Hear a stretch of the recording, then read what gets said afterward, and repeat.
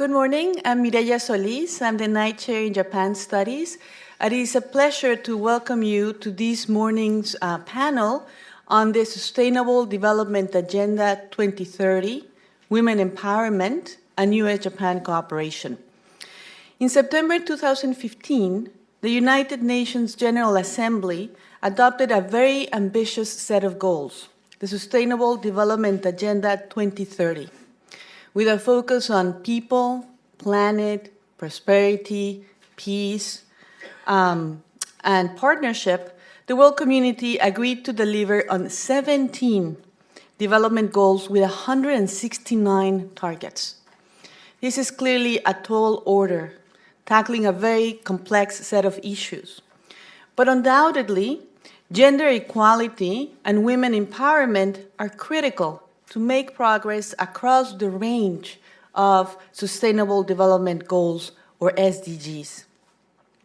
Women disproportionately lack economic opportunity, access to basic services and education, and are often most vulnerable to conflict and violence. So today we have planned a very rich discussion that will seek to provide a better understanding of the role that women empowerment plays in the 2030 agenda, the progress made so far and challenges remaining, and prospects for U.S. Japan cooperation in areas such as promoting girls' education and greater economic opportunity for women. So we have a lot to cover, and we have a terrific group of experts to address these issues. And obviously, we'll invite all of you at the end of the presentations to have a conversation with us. So let me introduce the group of experts that we have here with us this morning. I will introduce them in the order in which I'll ask them to come to the podium and make their presentation, and later on we'll all move to the front to have a conversation with all of you. So John MacArthur is a senior fellow in the Global Economy and Development Program at Brookings. He's also a senior advisor to the UN Foundation, and in his previous position as Deputy Director of the United Nations Millennium Project, he helped launch the Millennium Development Goals policy efforts. Yumiko Tanaka is Senior Advisor on Gender and Development at the Japan International Cooperation Agency. Tanaka-san has a long trajectory working on women and development issues, and prior to joining JICA, she worked in the Women in Development section of the United Nations Economic and Social Commission for Asia and the Pacific. And a special note of thanks to Tanaka-san, who traveled all the way from Tokyo to be here with us. And actually, she's just flying back tomorrow, so very tight schedule. Next, we have Christina Kwak, who is a postdoctoral fellow in the Center for Universal Education at Brookings.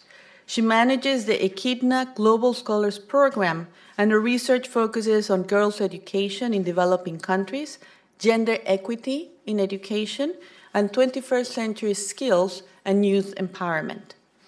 And last but not least, we have Abigail Friedman, who is Senior Advisor to the Asia Foundation and founder and CEO of the Wisteria Group. She directs the Asia Foundation's cooperation with Japan in Asia. And prior to joining the foundation, she served for more than 2 decades as a U.S. diplomat in conflict-affected regions, including Afghanistan. And Abigail has really been at the forefront of the U.S.-Japan dialogue on women empowerment. So we have a lot to cover. We have, very, very thoughtful speakers for us, so I'll let them take the podium. Thank you very much. So John, you come first. Thanks.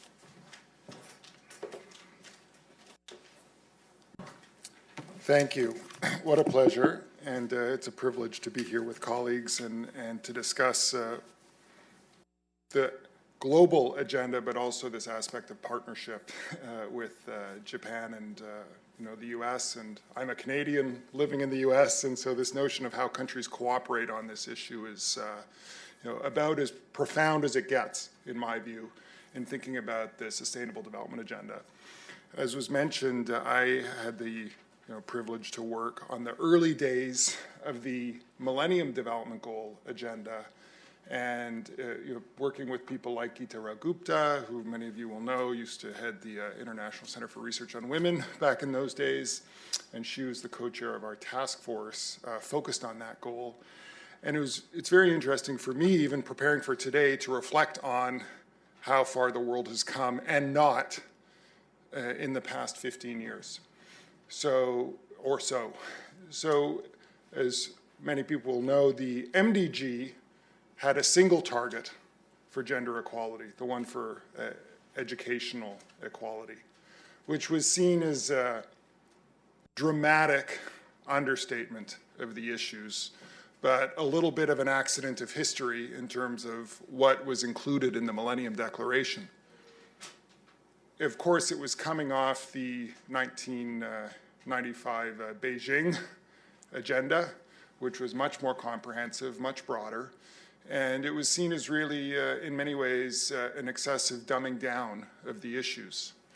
And I think that was an important context because even though it was that, I would argue that the Millennium Development Goals did play a constructive role in elevating several of the key issues, including the fact that there was, in this very shorthand of extreme poverty priorities, a strong marker at every step for gender equality. But also, I would argue, remembering back to those early days, the issue of maternal health, for example, was absent in many ways from the international agenda. And people like Lynn Friedman, who had been a real human rights advocate, focused on maternal health, had spent really decades working on this issue without much public attention. And I would argue that the Millennium Development Goals, through a bit of a cascade effect of breakthroughs in global health, first with AIDS, also with issues like vaccinations and child survival, brought attention over time where the world would say, well, we're doing really well on this goal 4, we seem to be making progress for child health, and we seem to be making progress on this issue of infectious disease, but what about this one in the middle, goal 5, for maternal health? And it was through even the attention on what wasn't happening that we saw really around 2008, 2010, an elevation of maternal health as a global policy effort. Too late, inadequate, but my colleague Krista Rasmussen and I, Krista's in the back there, we recently did a study where we looked at how many lives have been saved due to accelerated progress on maternal mortality. And it turns out it's at least 400,000 extra women alive, as many as 650,000. So that's actually pretty discernible progress. The only problem is that if the world had met the goal, at least another million, or we estimate roughly 1.3 million women would have also survived. So it's a good news story, but it's not nearly good enough. So I say that as context for where we are now in thinking about the Sustainable Development Goals. The SDGs are, just as a first point, in my view, deeply misunderstood as an agenda. I don't love the word agenda because it makes it seem too singular. I was talking with a colleague recently who was complaining about, in a very friendly way, all these 169 targets. And well, it's just so much, and here are these UN bureaucrats sitting down, telling the world that they have to worry about 169 things. And I actually think that's backwards. And as I've reflected on it, what I see is that what the diplomats and the negotiators and everyone was doing was actually writing down what the world already cares about. That's a very different way to think about the problem, because each of those 169 targets and each of those 17 goals has a constituency that said, this issue is not going away, this issue matters, we're already working on it, and more people need to pay attention to it. And even the other day, I got a survey from a very reputable organization saying, which of these 169 targets, of these 169, which 40 should the world focus on first?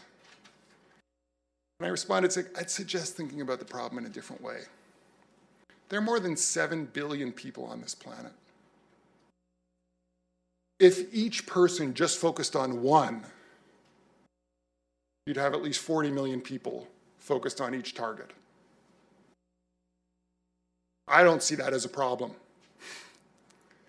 And I think we need to think about how we tackle these. Now, an issue like gender equality is so profound, we need 7 billion people focused on every target, because this is every aspect of life. And so there is a goal, and the world has made progress, of course, to shift from a world where there was one MDG target, even though that was just a wedge for speaking about many more things, but it was one target. There's now, I would call it 6 outcome targets, and then 3 process targets. So there's 9 targets, but really the gender equality agenda is everywhere in the SDGs.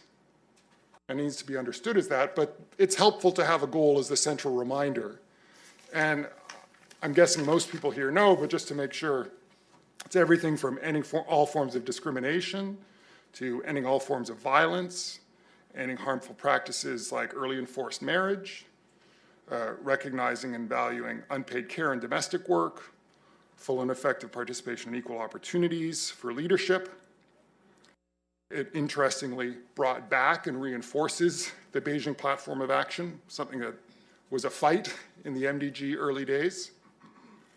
And then these questions of how, talk about reform, undertaking reforms to give women equal rights to economic resources, using enabling technology, strengthening sound policies and enforceable legislation. Pretty broad, but appropriately broad, because this isn't a narrow issue and it's not something that gets tackled through any narrow approaches. Now, with that said, I would also suggest that we have gone through, in ups and downs, a bit of a transformation both in our politics and in our economics of the past 15 years. So I was reflecting again, it was less than 2 years ago when Prime Minister Trudeau came into office in 2015, and it was asked, why is half your cabinet women? And he said, well, because it's 2015. And that was a viral comment around the world. And in that country now you have everything from the Minister of Justice, Minister of Foreign Affairs, my country, Minister of Foreign Affairs, Minister of Climate, Minister of Health. These are some of the most prominent politicians in the country are women. And you have, amidst everything else one can say it's going on in the world, when Prime Minister Trudeau came down to meet with President Trump, they had a meeting of women CEOs as one of the headlines of the day. It's not quite so simple as we might, I think, often frame it. At the same time, colleagues, UN Foundation worked with BNY Mellon to put out a report at Davos this year on the business and investment opportunities around tackling gender equality.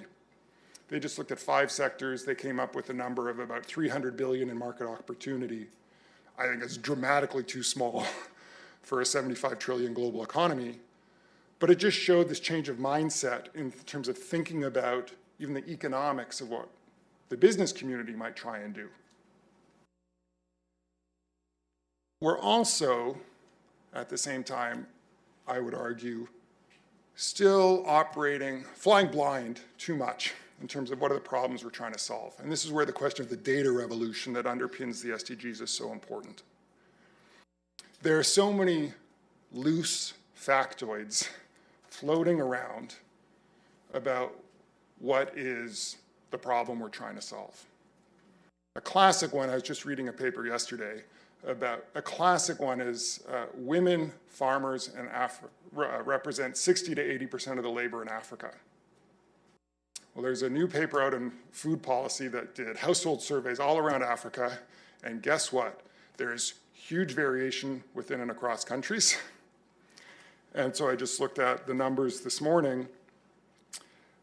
It ranges from in Uganda, about 56% of the household labor they estimate going to agriculture is women.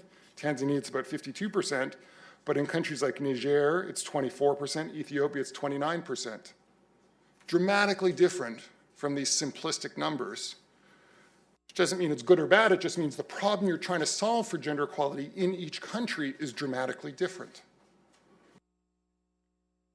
If we think about what that means then, I think this notion of segmented data, data revolution, understanding that there are general issues of equality of opportunity, equality of empowerment, but they're hugely differentiated problems within each society and each community that need to be tackled to address them.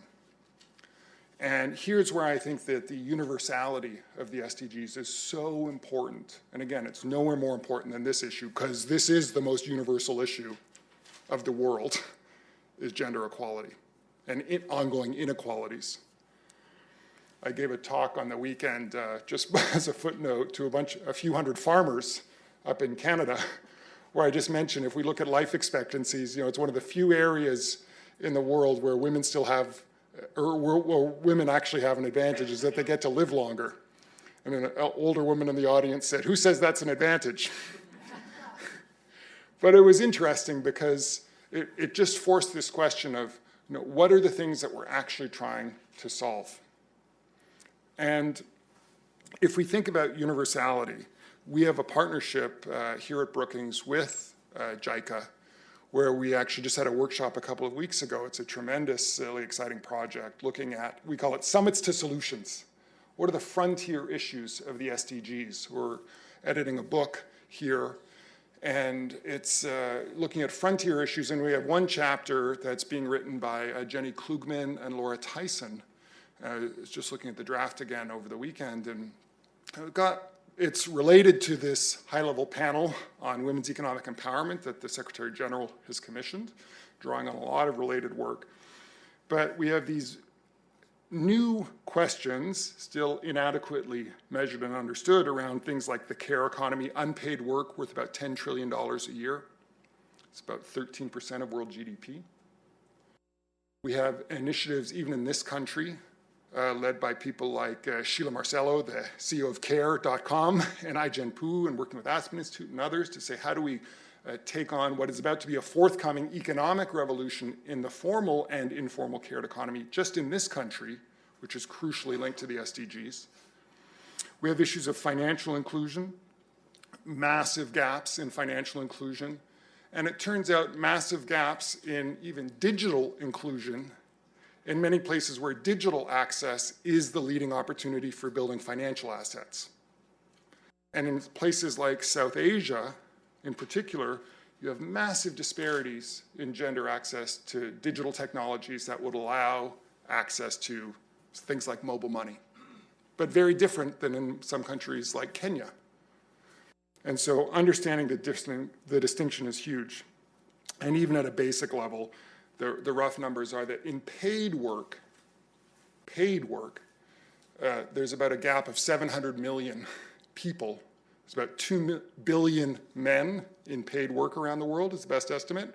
It's only about 1.3 billion women in paid work. There's 700 million. There's something going on there. Some of that will be voluntary, but a large amount probably is not. So how do we understand that problem, and how do we solve it in a better way? So I would just point this out as a mapping, the big picture of, I know we're going to get a lot more specific insights from our colleagues here, but I would just make one final point, which is, I am struck and I feel and I hope that one of the earliest SDG breakthroughs, kind of like AIDS treatment was for the MDGs, will be universal access to girls' secondary education. This, in my view, is the absolute lowest hanging fruit in the world. I don't know anyone who's against it, anyone reasonable, and pretty much everyone's for it, but we just haven't done it yet. And we have Malala winning the Nobel Peace Prize. We have people like Julia Gillard in charge of the Global Partnership for Education. But it's 23 years since Larry Summers, as chief economist of the World Bank, made the argument that the highest return investment in development is investing in an extra year of a girl's education. It's 23 years. We haven't acted upon that insight yet. But if we do, and I believe we can in the next couple of years, this actually could be a game changer among many that are needed to show how the SDGs can be different from anything that's come before. So I look forward to learning from our colleagues, and thank you so much.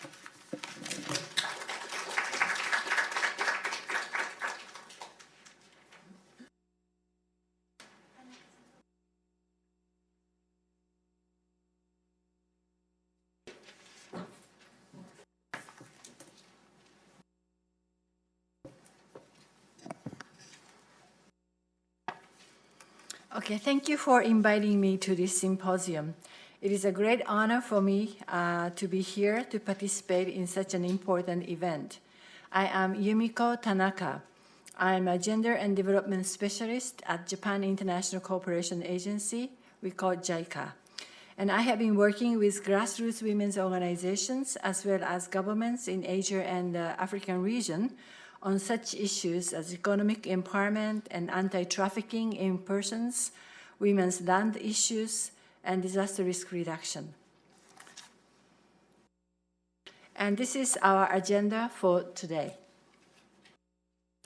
The Agenda 2030 says that the achievement of full human potential and of sustainable development is not possible if one half of humanity continues to be denied its full human rights and opportunities. So the agenda declared that no one will be left behind. And there are 17 goals, as said, and for the sustainable goals. And goal number 5 is to promote women's and girls' empowerment and gender equality. It is not only a standalone goal, but also recognized as the overarching goal or cross-cutting goal for achieving all the 17 goals. So more than 3 decades, we continuously took initiative to promote women's empowerment and gender equality. And humanitarian and human security issues caused by conflicts, climate change, and disasters are emerging as new agenda for our development challenges. So this morning, I'd like to bring your attention to women's empowerment and gender equality in disaster risk reduction.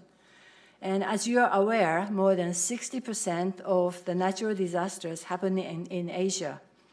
And we are a department store of disasters. We have typhoon, tsunami, earthquake, volcanic eruption, flash flood, landslides, tornadoes, to name a few.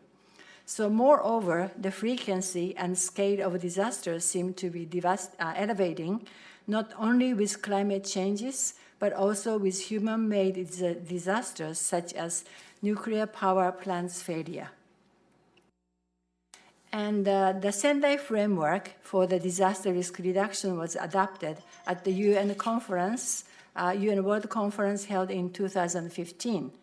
And it was the first time that such global initiative clearly stated the importance of participation of and leadership of women and other marginalized groups of people in the disaster risk reduction. However, the framework does not give us good explanation on how gender relates to disasters. It does not look into the mechanism by which unequal power relations associated by gender and other socioeconomic factors shapes human vulnerability to a risk and exclusion from decision-making processes. And this is the Women NGO Forum we had at the Sendai conference. And there are more than 100 seminars and workshops we organized, and so many women raised their voice from the northeastern part of Japan. And natural hazards are not always produced as disasters, since disasters are products of the intersection between hazards and human vulnerability. And the power relations and inequalities structured by gender, class, ethnicity, age, and physical ability should be central to how we understand the complex concepts of vulnerability and the disaster. And gender has been a key factor to determine vulnerability, but gender has been invisible or systematically simplified and stereotyped in the field of disaster. And vulnerability does not lie in being a woman, but it is related with the lack of their access to resources, information, opportunities, and power necessary for coping with disasters. As you know, the mass media and aid agencies often spread women's images as helpless victims of disaster, just crying and shouting. And there are always masculine firemen or military men who jump into water or fire to rescue poor women and children. And they hardly broadcast brave and strong women in rescue teams, women's excellent coping capacity, aftermath, or leadership and diversity among women. So, in fact, women are the victims of the disasters. And disasters kill more women than men and hit women's livelihood hardest. And for example, when the huge cyclone hit Bangladesh, about 90% of the deceased persons were women and girls. And even in Japan, the same thing happened at Hanshin-Awaji earthquake in 1995. And about 1,000 more women than men died, crushed under the broken houses, and they were mostly single, elderly, and poor women living in old houses. And today, I don't have a time to talk about gender biases in our pensions and social security system in Japan, but it was obvious that social and economic factors affected the levels and nature of women's vulnerability to disaster. And maybe you wonder why so many women died in Bangladesh. And there were several gender-based causes for this case. Firstly, women were not able to escape as quickly as possible since they had to take care of children, elderly, and the cattle. And it is their stereotyped role to take care of family matters. And secondly, due to gender biases against girls' education, women's and girls' literacy rate was low, so they could not get information from the written notice on disaster warning and preparedness. And thirdly, women were less healthy and nourished than men to be able to escape and survive, and usually women are the last one to eat at home. And fourthly, due to traditional parda norm, which segregates women's living space from men's, women didn't know where the shelters were and could not get there without being accompanied by men. And they didn't learn how to swim, and they could not swim in saris anyway. And lastly, due to their subordinate positions, women felt they were not allowed to make own decisions to escape by themselves. And I'm sure that these situations in Bangladesh improved a lot since then, but we still face similar situations in many other countries. And let me tell you a little bit about what happened aftermath in Japan. And these two earthquakes brought our attention back to the persistent gender biases existing in our society. So many people stayed at the emergency shelters aftermath, but they were mostly managed by elderly men, especially in Tohoku area. And women's voices were not heard, and they could not get any partition for privacy, for example. And women felt shy and had a difficult time to get dignity kids from those elderly men. And after Hanshin-Awaji earthquake, most of young and middle-aged men went back to work soon aftermath. But women were not able to do the same due to their heavy duty at the emergency shelters, such as cooking and caring for children and evacuated people.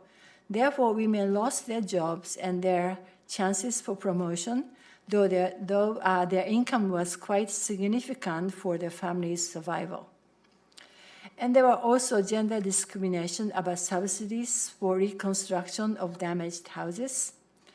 And usually sexual and gender-based violence increased aftermath, but they were neglected and not much measures were taken. And it took them about more than 4 to 5 years to move from emergency houses to more permanent earthquake-proof houses. But many were not happy to move into high-rise apartment buildings made by government, especially the elder women and men. And they are farmers and fishermen, and they are not used to live in compartmentalized space. So despite the government spent such a large amount of budget for buildings, the occupancy rate is not very high. So these are the high sea walls that the government has built with a large budget. And these are the very high-rise apartment houses the government has made for the resettlement. But we have good examples, like there is a community-based and participatory resettlement planning, and women voiced their opinions, and they rearranged the plans and they made a very good planning, town planning for themselves. So what can we do?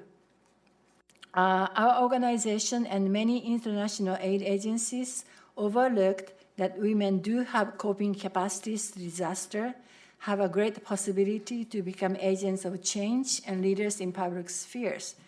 And in fact, disasters should be rather regarded as opportunities for women to transform their positions. And if we only consider women as beneficiaries of emergency operations, we will miss a great chance for women to become empowered, take active roles for recovery and reconstruction, and prepare better for the future disasters, and increase resilience for disasters for the whole community. So based on these backgrounds, we did joint research with the Georgetown Institute for Women, Peace, and Security on Disaster Risk Reduction and Gender last year. And the Georgetown did a policy analysis on the Haiti earthquake case, and JICA did case studies on Typhoon Yoranda in the Philippines and Indian Ocean tsunami and landslide in Sri Lanka. And you can find these reports on our websites. So I cannot go to the details. These are the reports. One is on Haiti and one is on the Philippines and Sri Lanka. And among others, I can share with you some key findings from the case studies in the Philippines and Sri Lanka.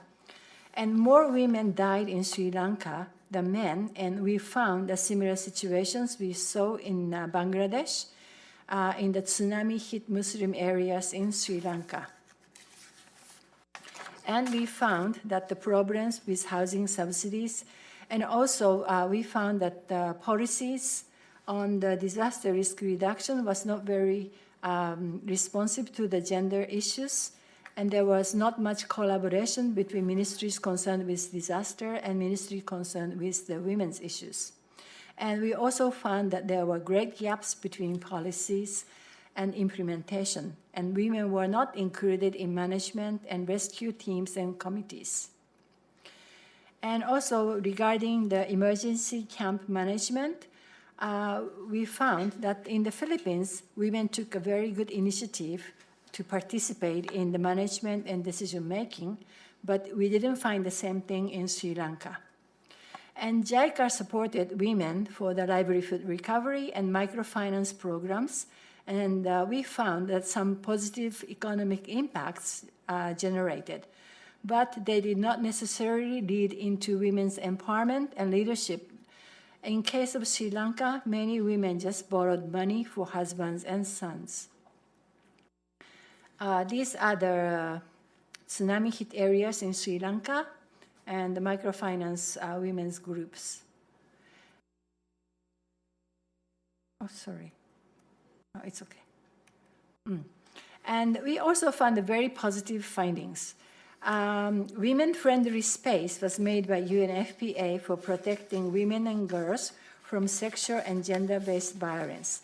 They created peer support groups, and they became very active, not only in the GBVs, but in the livelihood programs.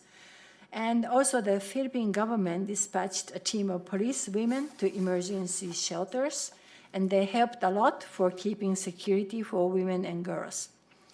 And we also found that Oxfam aimed at the transformation of stereotyped gender roles and unequal gender relations, and they tried to appoint women to the early warning and relief and rescue committees. And Oxfam also valued the indigenous knowledge and experiences of women, based on which they supported for the construction of a reservoir for flood, which also became useful for drought control under climate change in Sri Lanka. So the left-hand side is the women-friendly space, and these are the women's income-generating groups we supported in the Philippines. And at the bottom, you can see the police women in the Philippines. And these are the reservoirs that made by the women groups in Sri Lanka, supported by Oxfam. And we also found that the Syria Women's Society group was very active. Okay. So we have to work on more on policies and implementation mechanisms to be more gender responsive, not only in developing countries, but also within our own organization. So JICA is now developing guidelines on the gender mainstreaming in the disaster risk reductions. And women's economic empowerment is important from very early stage of recovery, but it must go hand in hand with gender awareness and transformational leadership trainings. And as women in Tohoku said, what we cannot do in normal times cannot be done at the time of disaster. So tackling sexual and gender-based violence is necessary not only at emergency times, but in our daily lives. And women have to raise their voice every single day. And also preparation for disaster is extremely important, and we have to support conducting awareness-raising campaigns, contingency plans, community hazard maps, and community-based early warnings and evacuation exercises. So these are some of the hazard maps we developed for the Philippines. And Sendai Framework gave us more chance to work together for gender issues. So we had a series of collaborative activities. And we had the Asian Regional Conference on Gender and Disaster Risk Reduction in Hanoi last year. It was funded by the government of Japan and organized by the UN Women. And this Hanoi Declaration on Gender was brought to the Asian Ministerial Conference held in India. And we also had the Joint Symposium on Gender and Disaster Risk Reduction commemorating the World Tsunami Day in Tokyo, together with the World Bank, Disaster Management Hub in Tokyo, and Japan Women's Network for Disaster Risk Reduction, to which I'm also a member, and the Japan Society for Civil Engineering, and also the Japan Foundation provided some funding. And JICA started gender diversity and DRR workshops since last year, inviting several Asian countries to Japan. And the Cabinet Secretariat of Japan started launching a research committee on gender and statistics and indicators on DRR. And we are going to bring all of these issues to the global platform to be held in Mexico in this May. And we will again organize a side event with the World Bank and ActionAid and Community Practitioners platform. So this is the Hanoi workshop we had. And this is the Asian Ministerial Conference in India. Okay, and this is the training workshop we organized for 7 Asian countries. And we will continue this kind of workshop for the next 3 or 4 years. So we can all learn from the past, and we can choose and we can work together for the future. And last but certainly not least, we are grateful, all of you here, for your great humanitarian support for East Japan earthquake. And we are also so grateful for all the U.S. citizens and Operation Tomodachi, your first responders. And we, and our children, and for generations, we remember that so many individuals from all over the world and more than 25,000 military and Marines personnel with ships and airplanes from the U.S. bravely joined rescue operations on the coast of Tohoku in such a difficult time. So I'd like to thank you again for your lasting support and friendship. Okay, thank you very much.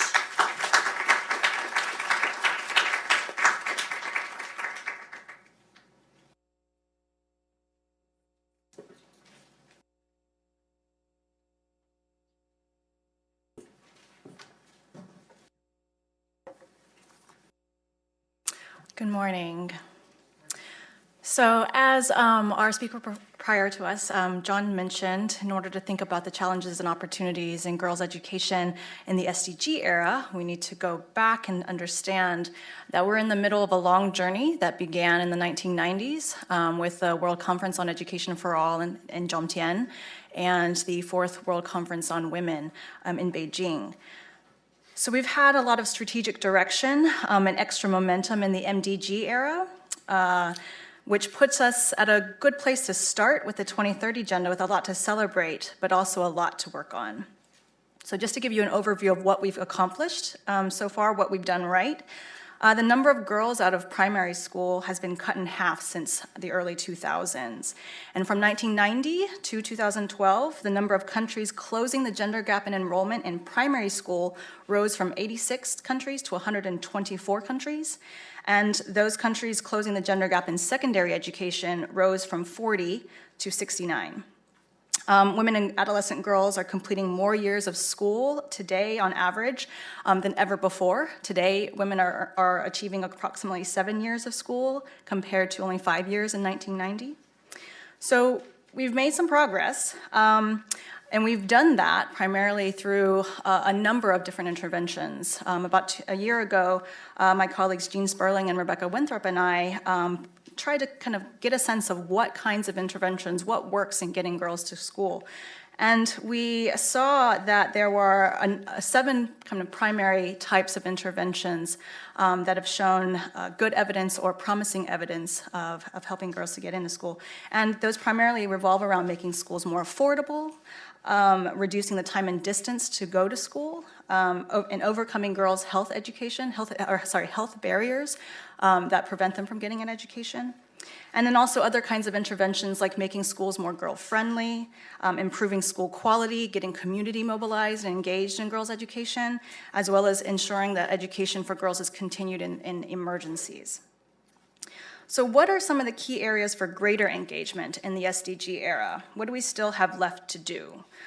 Some of our research at the Center for Universal Education, we've identified 5 key priority areas that we see are some of those places where we can get some of the biggest returns if we invest in girls' education. And the first one is still access. So even though more girls are going to school today than ever before, there are more than 130 million girls who are still not going to school. And this is primary, lower secondary, and upper secondary education. The issue of getting to school is one piece of it. The other piece is keeping girls in school. We know that in sub-Saharan Africa, 75% of girls start primary school, but only 8% are actually finishing secondary school. The second issue is quality learning. We are learning very quickly that just getting girls into school does not mean that they're actually learning.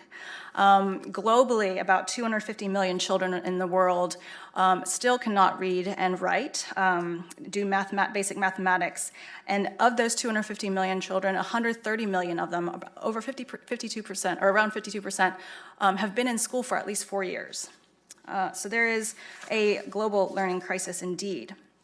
And a recent study put out by some of our colleagues at the Center for Global Development recently found that if low and middle income countries were to be able to achieve universal 6th grade education, 43% of low and middle income countries would still see over 1/3 of their adult women population illiterate. So this is not even getting into the issue of whether girls are developing a breadth of skills or whether they're learning that their destiny is in marriage or that their future is in the home. We're just talking about basic reading and math skills here.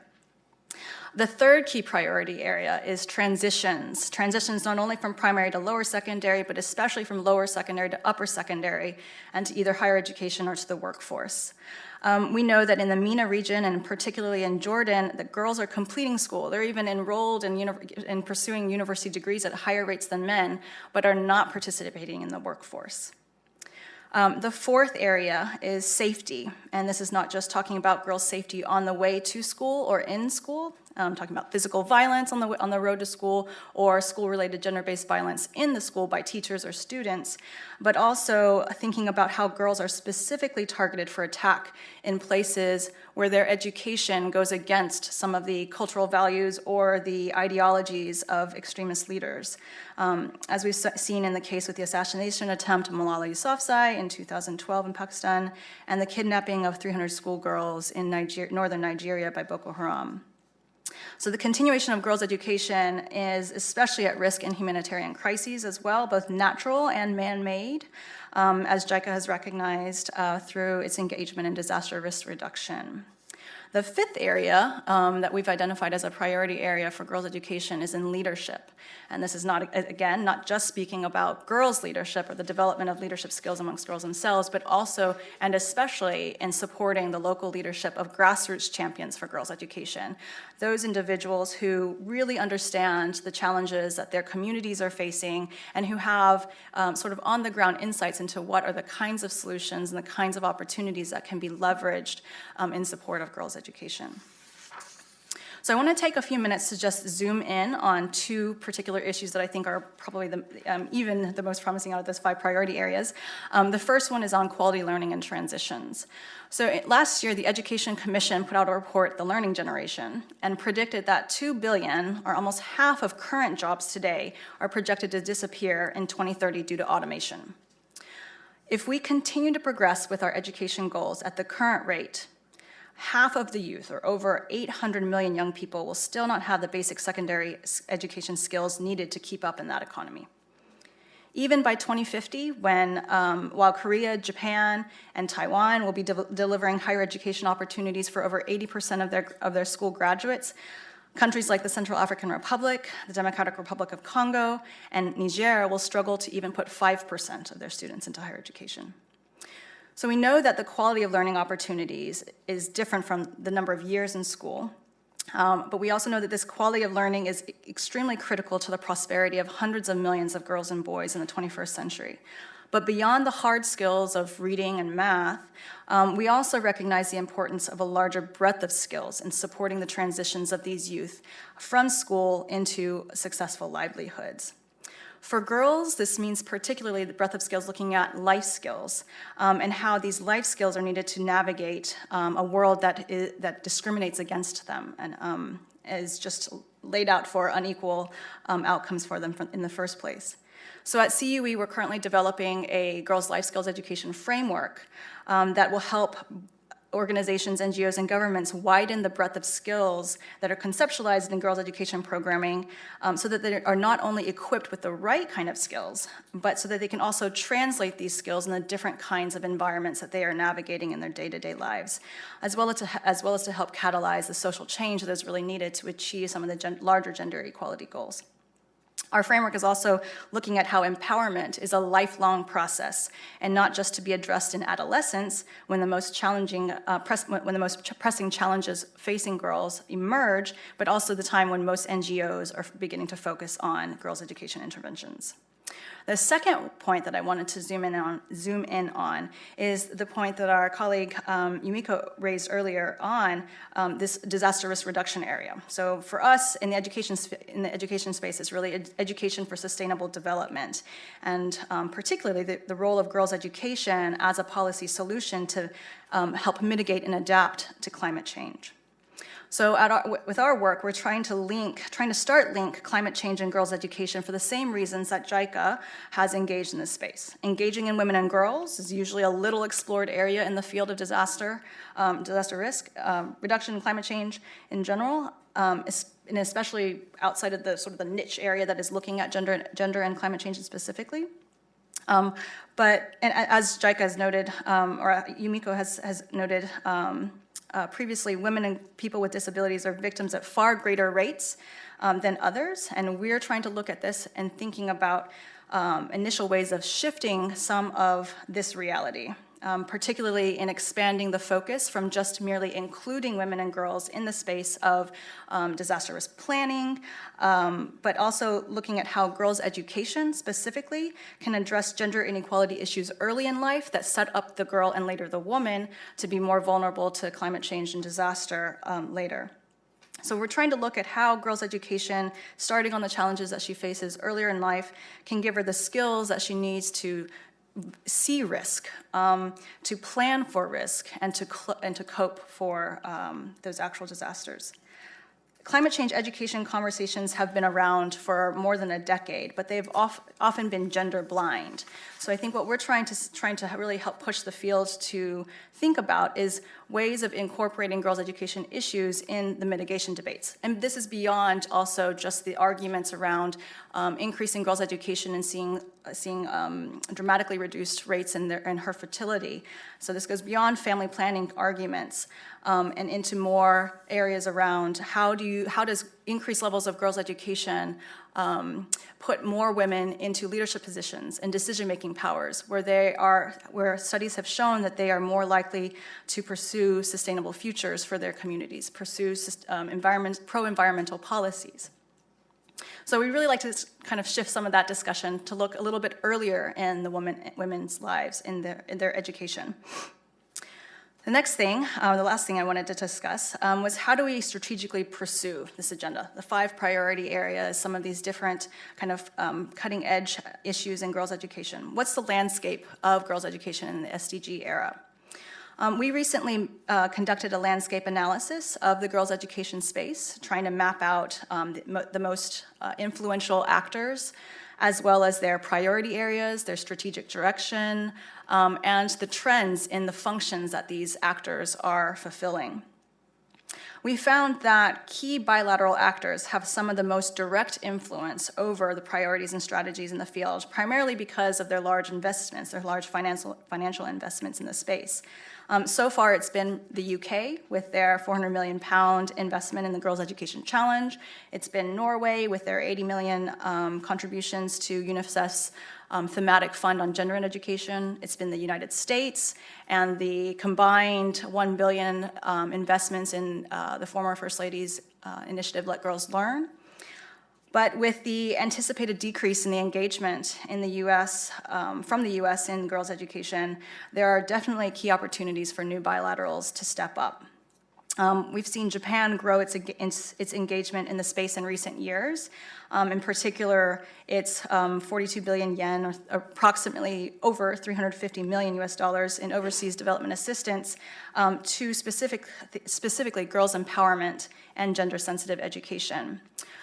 Their commitment or their partnership with Let Girls Learn back in 2015 is a clear demonstration of Japan's commitment to prioritize girls' education in international cooperation. And their recent engagement with Peace Corps and JICA under the Let Girls Learn initiative really demonstrates some of that on-the-ground support that they are willing to put forward. So we've learned a lot about the challenges and opportunities in girls' education during the MDG era. We've identified several strategic priority areas to pursue in the SDG era, and we have a better sense of the actors, the global actors and the local actors in this space. So now it's time for us to get to work. Thank you.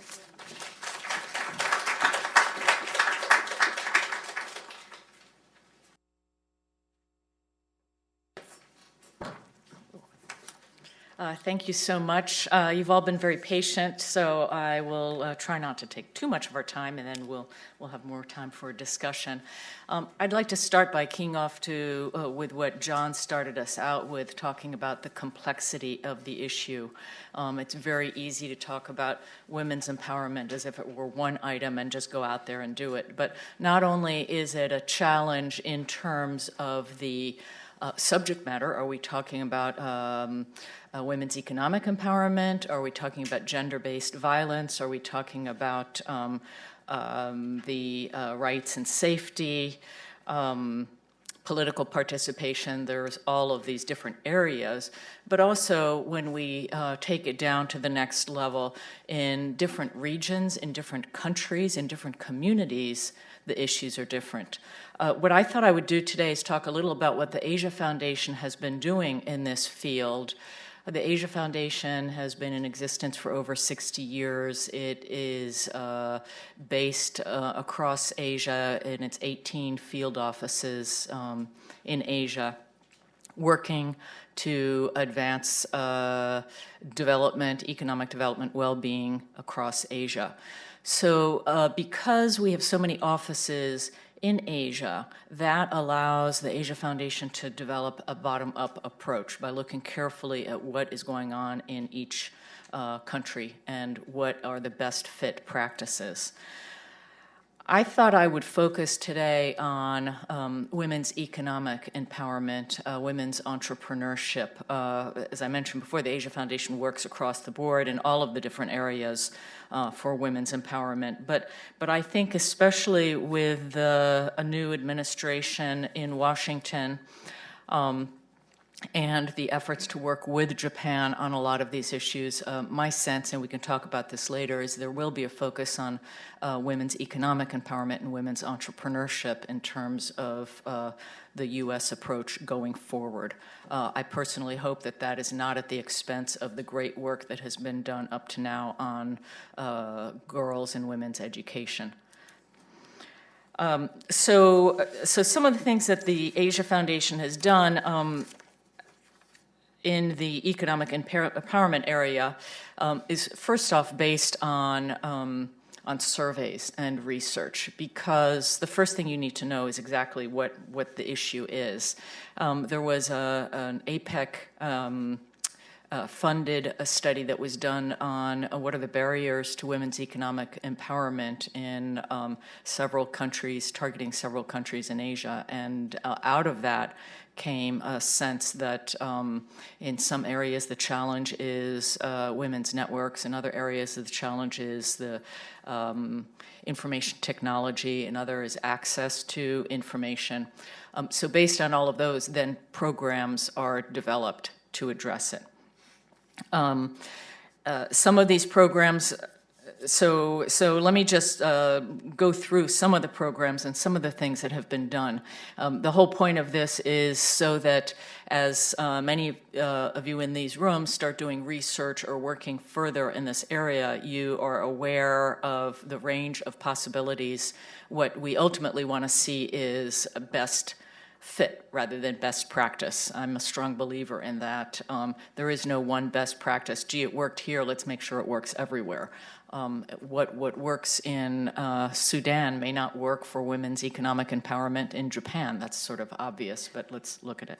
So one of the things that the Asia Foundation has seen as necessary is building the capacity of women's business associations and chambers of commerce and developing women's networks. In many countries, there are chambers of commerce, but they are not easily accessed by women. They do not address specifically some of the challenges that women are facing. Sometimes the answer is to expand the capacity of the existing chambers of commerce to have it address women's specific issues. In other areas, it's the idea of setting up a separate women's chamber of commerce. Again, it depends on the country. Another thing that is really useful has been exposure tours across the region. And this is also something that I think we will later talk about the U.S. and Japan, that I think Japan can do very well in terms of helping women entrepreneurs in one country see what is going on in another country, sort of talk to people who have been in like-minded situations, who have been able to address that specific issue. So it sounds pretty simple, but, and we all, some of us take for granted, I certainly take for granted the fact that if I need more information on something, I happen to run my own business, I just Google it, I get information, I read it. Well, a lot of people across the world don't have that capacity. There are language barriers, so that maybe the answer in one country is sitting right there, but you don't have the language capacity. So these exposure tours can be very useful. Cross-country collaboration, it's sort of the same, it's connected to it, but the Asia Foundation has supported efforts of Malaysia and Thailand to get together to work on financial literacy for girls and women.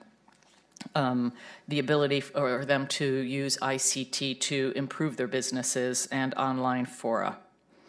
Another area that I see is important, and I think we'll be seeing more of, are public-private dialogues. In one area, one effort was to get representatives of banks, women's associations, women entrepreneurs, and business owners to all sit down together and figure out what are exactly policy recommendations are needed for a women-friendly banking environment. Banking, by the way, can be targeting the poorest and neediest and the most sophisticated businesses. So there are microfinance issues, but there are also in more developed countries and those mid-level countries, other kind of financial, how do you really help women figure out how to get loans to take their business to the next level? Alliances of women in the informal economy. One of the things that was worked on is women weavers in Timor-Leste, helping them develop marketing strategies, helping them figure out development of collectives for traditional tapestries, figuring out maybe if they made a certain kind of tapestries, they would have a better ability to sell them. You'll notice that I'm sort of jumping from sort of first world gender economic entrepreneurship issues to developing countries. And again, that's because, if we want to tackle these issues, we've got to tackle them across the board. And I also like John's point about the billions. If everyone tackled one issue, we would have a lot. Laws and policies. Here's another issue. One of the questions is, well, how do we approach this? Do we just, give money? Do you try to change policies? Do you try to make regulations? Do you try to go for cultural change?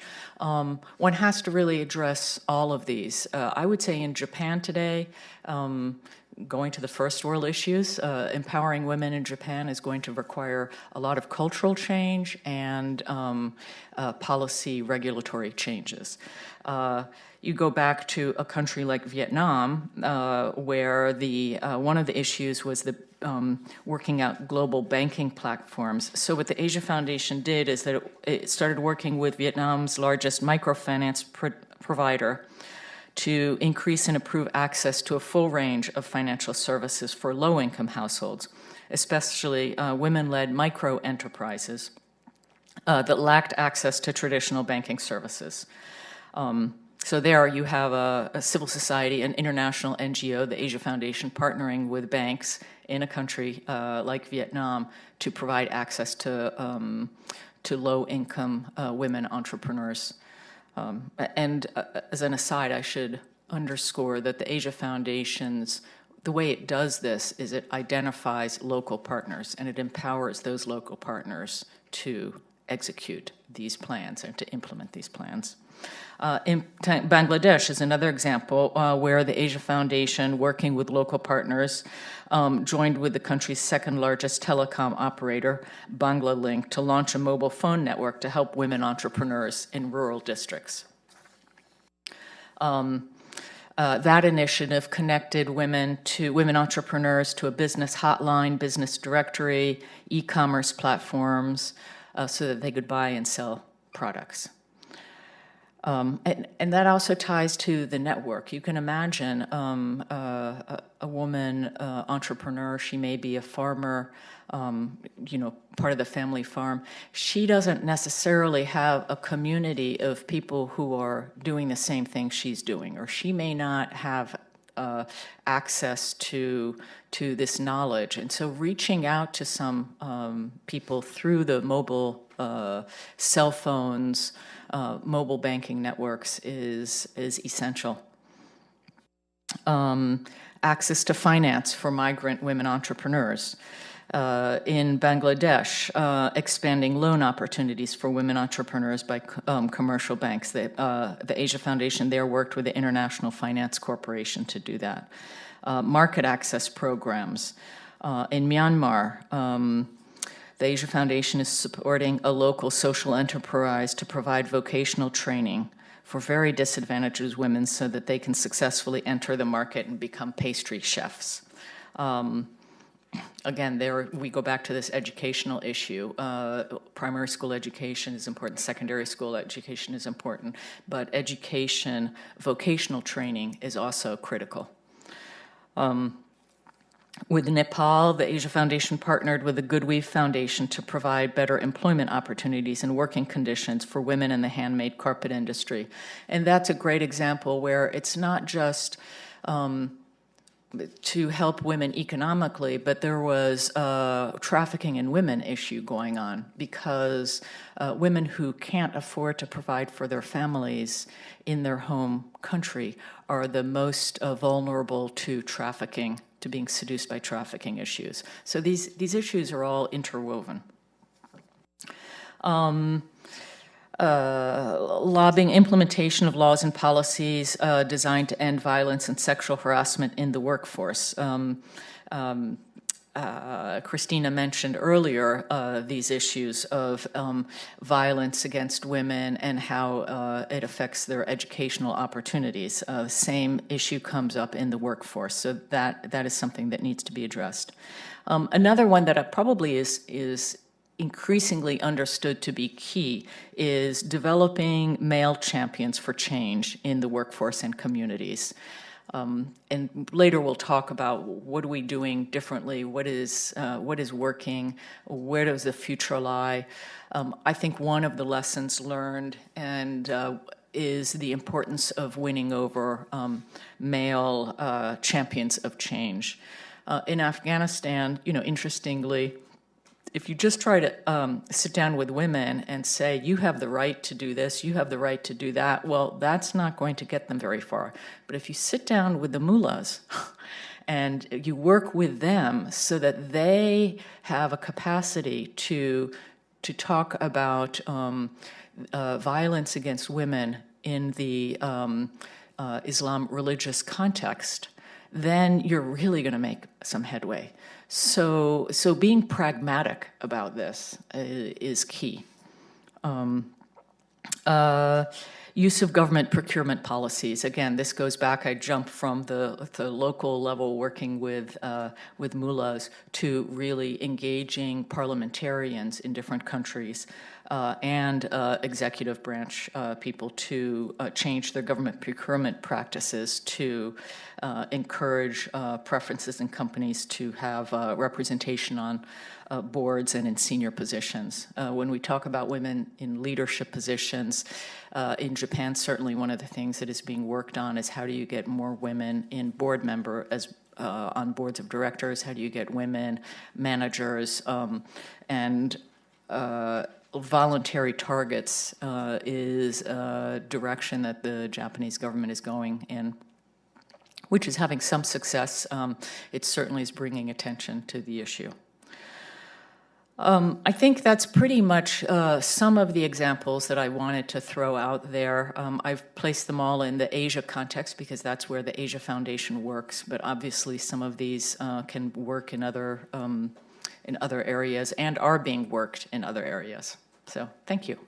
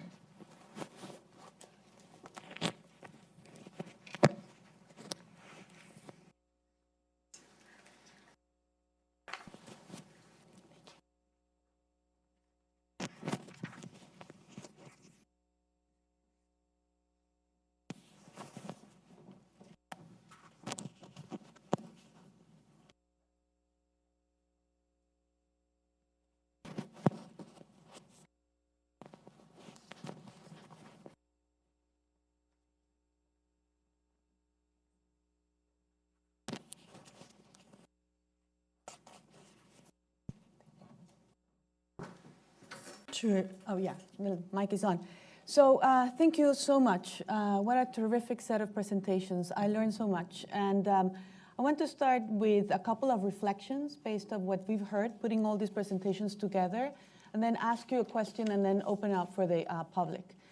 Two things really struck me in thinking about common themes that were emerging from these set of presentations that were addressing very different topics. One is how much learning has taken place in the last 15 years when you think about the outlook, the approach, the policies that individual countries or the global policy community has undertaken. So, for each one of you, I could point to elements where you point about significant learning, the importance, for example, of male champions when you're thinking about providing opportunities for women. The transition from the Millennial Development Goals to the Sustainable Development Goals, where gender is not just seen as one single target, but is seen as pervading the entire set of objectives. The same with girls' education. And also, I thought in disaster risk management, I thought it was really powerful, Tanaka-san, when you talked about how for the longest time, there was no awareness of how important the gender dimension is in thinking about who's most vulnerable and where is the greatest potential in becoming more resilient and responding best and try to minimize human loss and tragedy from these natural disasters. So in general, that left me very optimistic, even though you all mentioned the daunting challenges ahead. We made a lot of progress in the last 20 years or so, but nevertheless, it seems that we do take back lessons along the way, and we can refine, we can target better, we can think about programs and where to invest our efforts and our money better. And the second commonality, I thought, is that there was a lot of reflection about common challenges. When we think about gender equality, when we think about women empowerment, we're not talking about a world divided in, industrialized countries and developing nations. There's a set of issues that really, again, cut across the board. But nevertheless, the difficulty comes with the fact that there is not one approach that fits everybody. Every country is going to need require a different policy mix that has to do with institutional legacy, with cultural traditions, and so forth. But I thought it was interesting, again, going to the disaster relief aspect, for example, that you had cases from Japan's own tsunami experience, but also Bangladesh, and how this question about the awareness of the role that gender plays is very important. And we had that realization also, for example, Christina, in your presentation, if you think about one issue that these countries really confronting and can explain a lot of our politics has to do with the fact that technology in many ways has surpassed us. And the nature of jobs is changing, and the impact, the disruptive impact of automation, it does provide a lot of opportunities, but also we're asking ourselves what kind of jobs are going to be available for the youth, and that is important for people in this country as well as in many other developing countries. So I thought that those were really interesting elements that cut across the presentations today. And for all of these reasons, I feel very optimistic. But let me tell you where my pessimism or the politics start coming in, and then how you react to this. And again, several of you already alluded to this. And the fact is that, there may be a very different position coming from the United States on these development topics. And just in the past few days, the Trump administration budget proposal was revealed. And it announced, or it hinted at, major cuts in aid and contributions to the United Nations. Granted, this is just a proposal. This might not be the final numbers. But what I think is important is that it really highlights what is the list of priorities, if you will, of this administration. And it could be that some of the most pressing issues, a game changer, like girls' education in the developing world, might not be front and center, and that we may have fewer resources to go about. So my question to you is, obviously this is reading tea leaves. Obviously this is requiring you to project into the future. But what do you think might be the role of the United States going forward in moving with the Sustainable Development Goals? And if the United States indeed cuts back, it's not in the leading front of these efforts, can other countries step up? because I really feel that this is going to become a recurrent theme in many of these panels that talk about global policy efforts.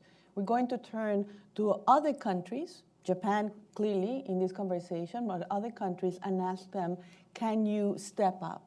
Can you play more of a leadership role? How do we make sure that indeed we have the kind of positive learning that I highlighted first applied, and that we don't see the effort fizzle because of domestic political realities.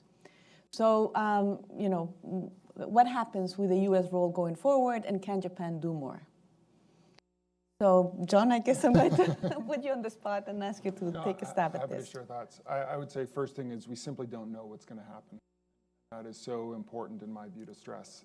I even just wrote a piece last week about who would have guessed in 2001, after a very controversial election, and George W. Bush would be the global hero, or a global hero on the AIDS and malaria efforts.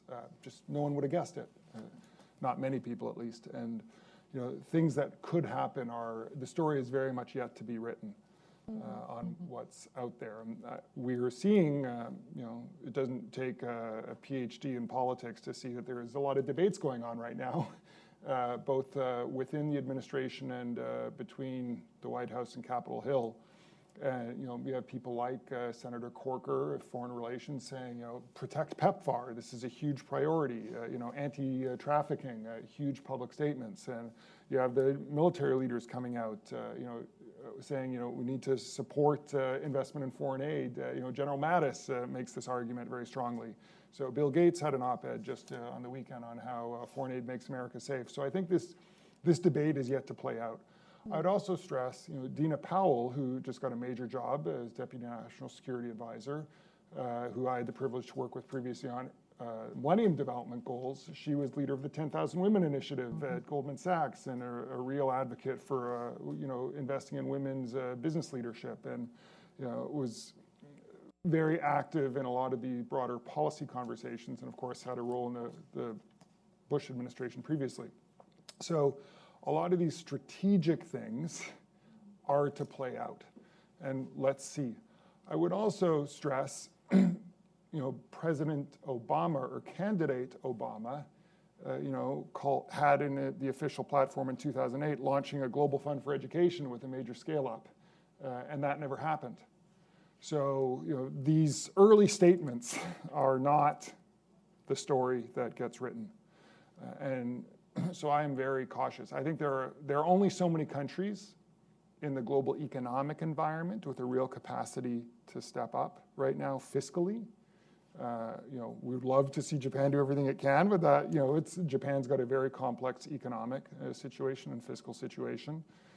I don't think there's a huge movement afoot for a lot more money for international budgets in Japan, but if there is, that's fantastic. I think even, the UK is one of the few countries that has this commitment to 0.7 in law, as long as the economy keeps growing a little bit, and they're going to be figuring out, as they pull out of the European Union, whole new changes in budget allocation strategies that used to go through the European Union. That's going to be up for debate. I think that's a real opportunity. Whatever happens in the German election, Chancellor Merkel has put even Africa in the front of the G20 this year. Whether she wins or not in the election this fall, we'll see that there's probably some space for ongoing leadership there.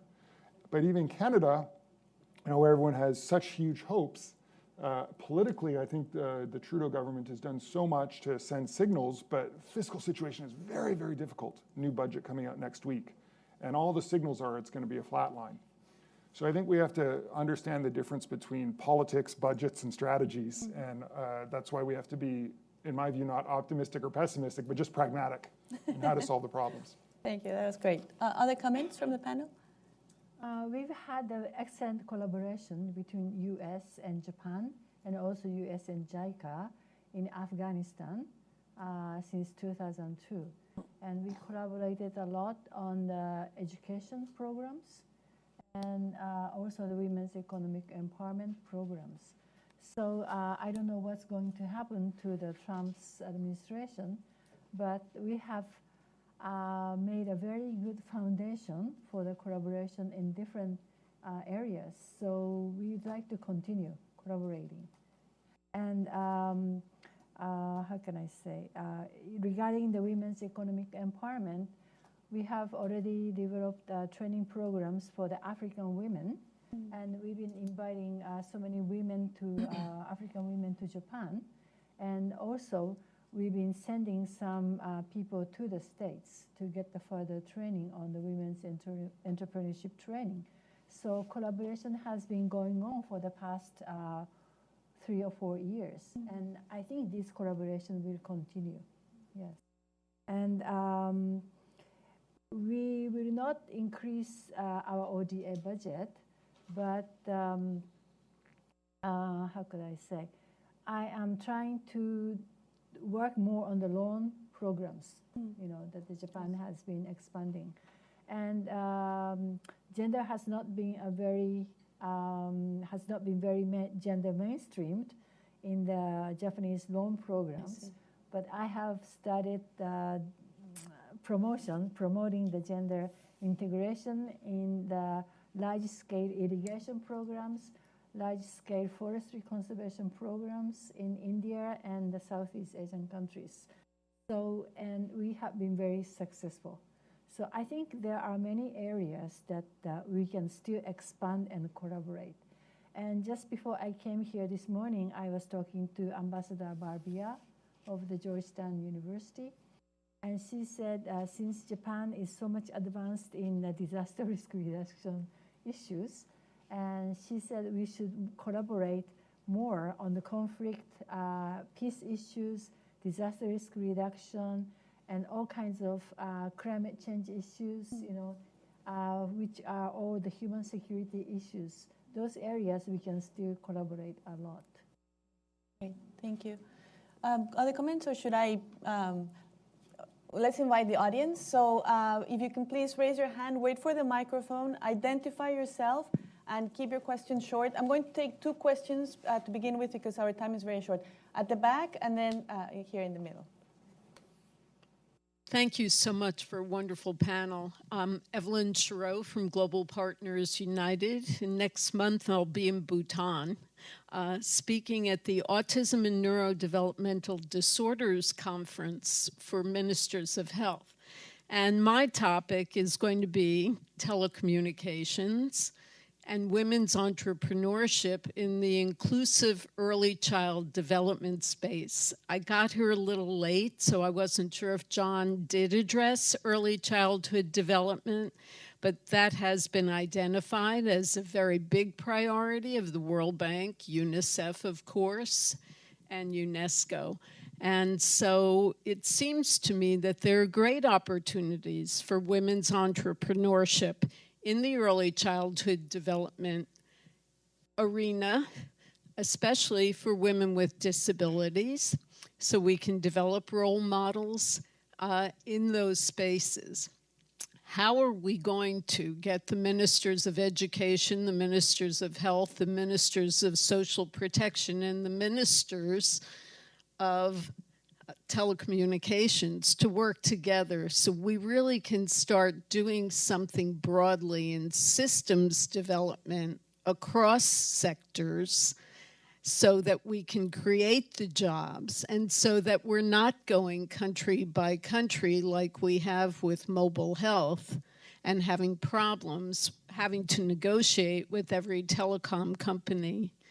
And the Minister of Japan at the UN, just one last thing, made a comment last week. I was watching the Women's Economic Empowerment Forum, and he was the only one to admit that we don't have women economic entrepreneur and STEM role models in Japan, and it's a problem. But we know that's a problem across many countries. So how do we show role models in a broader way? Thank you very much. And this one more question. Just a quick thanks to all of the panelists. Very interesting discussion. I'm Raylyn Campbell with Panorama. And I wanted to ask about one of the areas that's really important in terms of access that was not mentioned as much. I think we all agree that access was one of the themes, and particularly access as a means to empowerment, not the goal itself. And we talked about financial access, digital access, economic access, job access, education access. But one of the areas that I didn't hear mentioned that much was health access.